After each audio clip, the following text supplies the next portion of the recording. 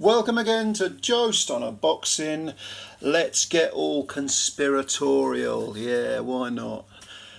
Because as you are aware, you've probably read it or you may have seen the video I did, I don't know, but Alycia Baumgardner popped hot for steroids. Big muscular girl, Alycia, yeah. Shades of Florence Griffith Joyner and all the rest of it. At least that's the eye test, but it remains to be seen whether it's true, whether she's guilty or not. And she's been deliberately using steroids. It remains to be seen. Everybody deserves a chance to explain themselves, of course. That's fairness. You know. But Jessica McCaskill came out. Michaela Mayer's having fun. I'm sure she's partying, you know, and there are balloons everywhere and ice cream and jelly. You know, she must be loving the downfall of Alycia Baumgardner, or the proposed downfall. But a lot of people have said, a lot of people have kind of commented on what Jessica McCaskill said. Jessica McCaskill came out and she had this conspiracy theory where she thinks that because Alycia was coming to the end of her DAZN contract, and there's been rumours of her perhaps ditching DAZN for Jake Paul, and perhaps he's been whispering in her ear, and there's all this sort of conspiratorial stuff going around. Jessica McCaskill said, I think it's a bit strange, you know, that suddenly she pops hot when it looks like her career with DAZN, or her contract with DAZN, might not be renewed, and you know, they've kind of thrown her under the bus, not just by ignoring her, like, you know, with Dillian Whyte. It's a case of, well, he failed, but we don't represent him, so off you go, Dillian, you're on your own, mate. No. Jessica McCaskill is saying that Matchroom and Eddie Hearn have conspired to essentially destroy Alycia Baumgardner's career. Okay, now, that is an outrageous claim. And it is not the sort of thing you want to say unless you have absolute proof that it's true. And as far as I'm aware, Jessica McCaskill has no proof. I've not seen anything.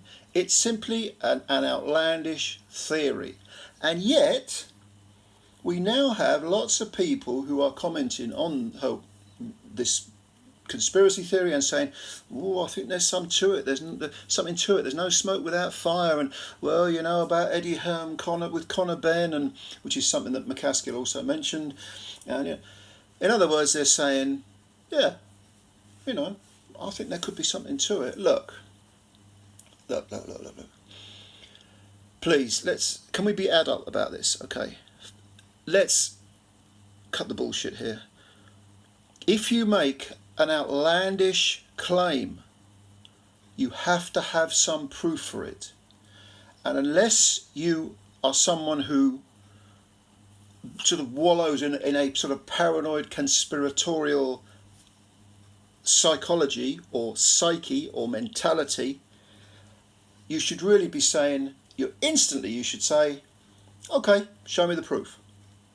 What you shouldn't do, if you're an adult and you're capable of critical thinking and genuine open-mindedness, you know, skepticism, yes, cynicism, no. Cynicism's no good because it leads to paranoia.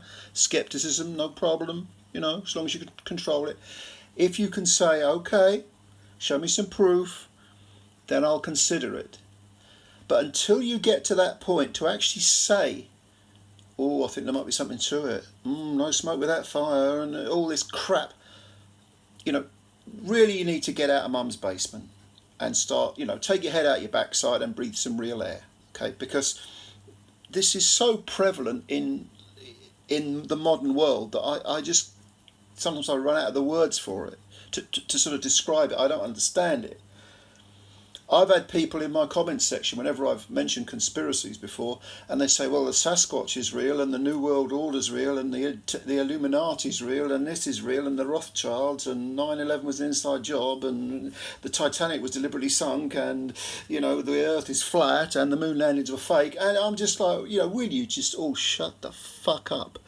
Because unless you can explain to me some sort of proof, unless you can present some proof to me, and I'm talking about proper proof, not little disparate facts that are planted and then you join the dots to make the sort of theory that you want. I'm talking about genuine proof from professionals. That is widespread. And when I say professionals, I mean neutrals, not, crackpot conspiracy theorists. I'm not talking about doing your research at the University of YouTube. I'm talking about doing proper research. And as you can show me that proof, I'm not interested. I'm genuinely not interested, okay?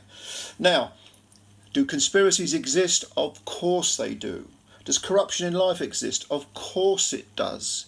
Whether you're talking about a government or a corporation or a non-profit like a charity or a trade union or a boxing commission, of course there's plenty of scope for corruption, plenty, potentially.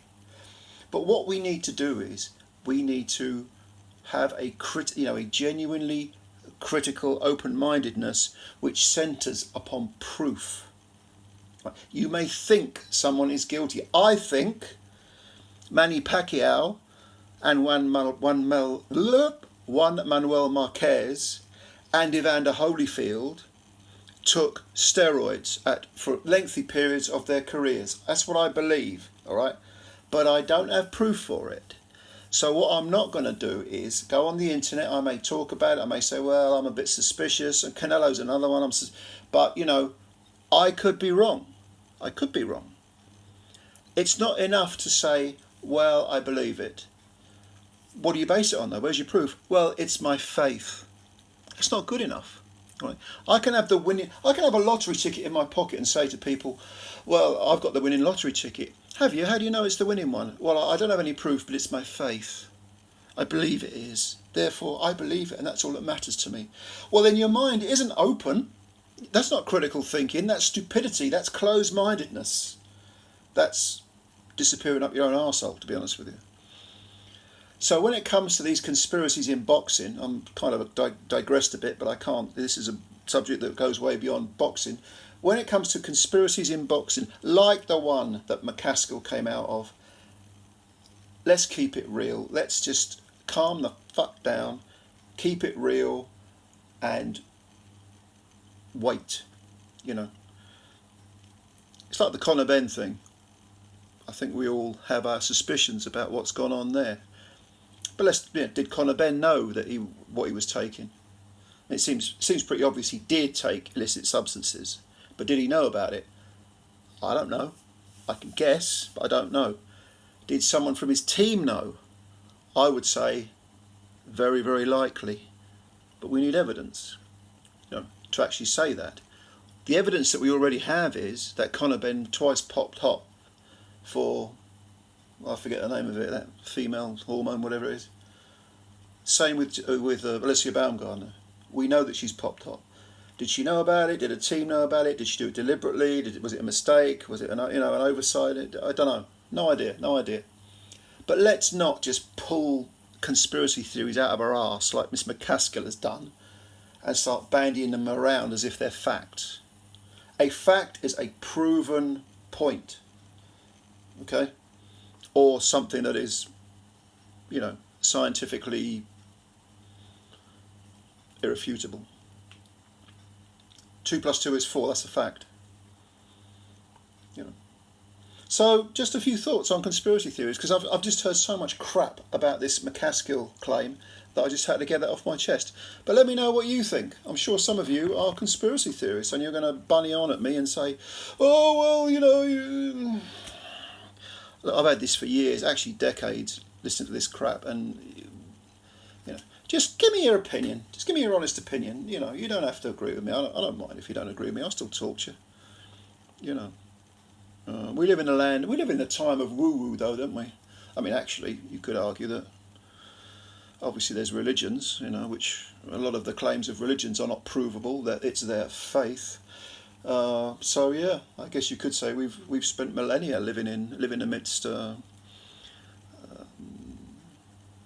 beliefs that are not provable.